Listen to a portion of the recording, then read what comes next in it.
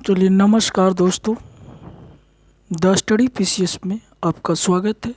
आइए हम लोग करते हैं आज मुग़ल काल के पतन के बारे में। सबसे पहले इसका कारण के बारे में जानेंगे कि कारण है क्या। तो औरंगजेब का जो दक्कन का नीति था, दक्कन का विजय था, इसका प्रमुख कारण था। राजपूतों से इसका अच्छा संबंध नहीं था, ये भी एक पतन का कारण बना। उमरा वर्ग का बढ़ता प्रभाव, ये भी एक पतन का कारण बना। और केंद्रीय प्रशासन का अभाव, ये भी एक पतन का कारण बना। अब देखिए और पतन का कारण क्या है। तो धार्मिक असहिष्णुता की नीति, इस नीति को अकबर ने धार्मिक नीति का विरोध किया।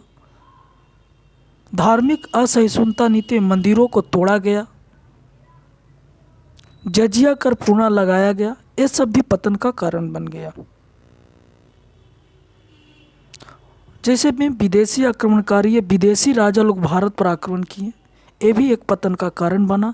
जैसे नादिर शाह, अहमद शाह अब्दाली, यूरोपीय कंपनी का आगमन हुआ। औरंगजेब का जब मृत्यु होता है 3 मार्च 1707 को, लगभग 52 वर्षों में 8 शासकों ने शासन किया था। इस समय 21 प्रांत थे।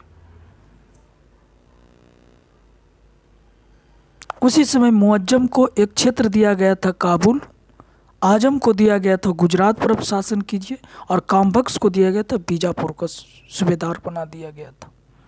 अब यहाँ पे राज्याभिषेक के लिए जो लड़ाइयाँ चली, जो युद्ध हुआ, उसके बारे में आज हम लोग पढ़ेंगे। कौन कौन सा युद्ध था। तो एक युद्ध है जजाऊ का युद्ध। यह युद्ध 1707 ईस्वी को जून में हुआ था। यह युद्ध मुअज्जम और आजम के बीच में हुआ था। मुअज्जम बहादुर शाह प्रथम के नाम से गद्दी पर बैठा था, यही जीता था आजम खां को हराकर। बहादुर शाह प्रथम का जो शासन काल है 1707 से लेके 12 तक, और इसको साहेब बेखबर बोला जाता है। 65 वर्ष की उम्र में इन्होंने गद्दी पर बैठा था। बहादुर शाह प्रथम का ही मूल नाम मुअज्जम था, और इनका जो संबंध था मराठा से अच्छा था, और राजपूत लोग से भी अच्छा संबंध था।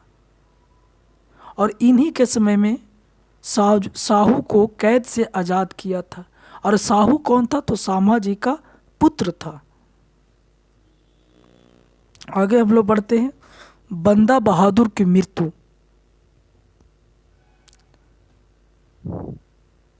बंदा बहादुर का मृत्यु इसी के समय में हुआ था, बहादुर शाह प्रथम के समय में। सिडनी ओवेन एक अंग्रेज थे, इतिहासकार थे, जिन्होंने लिखा कि अंतिम मुगल सम्राट था जिसके बदले में कुछ अच्छा शब्द कहा गया है, बहादुर शाह प्रथम के बारे में। ठीक है, इसको साहेब खबर खफी खान ने बोला था। ये भी क्वेश्चन इंपॉर्टेंट है कि साहेब खबर इसको कौन बोला था। तो खफी खां के द्वारा बोला गया था। आगे हम लोग दूसरा शासक के बारे में पढ़ते हैं। जहांदार शाह मात्र 1 साल के लिए गद्दी पर बैठा था। 1712 से लेके 1713 ईस्वी तक इन्होंने इजारेदारी प्रथा को बढ़ावा दिया, जजिया कर को समाप्त किया। इसको लंपट मूर्ख भी बोला जाता था। इसके समय में जय सिंह को मालवा का सूबेदार बनाया गया था, और मारवाड़ का सूबेदार अजीत सिंह को बनाया गया था। इसको महाराजा की उपाधि दिया गया था, और गुजरात का शासक दिया गया था मारवाड़ के राजा अजीत सिंह को। जहांदार शाह की हत्या सैयद बंधुओं के द्वारा कर दिया गया था। जहांदार शाह लाल कुंवारी नामक वेश्या के प्रभाव में थे।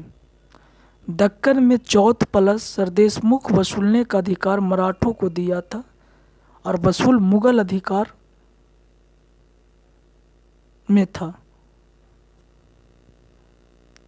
चलिए, जहांदार शाह हुआ है, कल हम लोग करेंगे फारुखशियर के बारे में।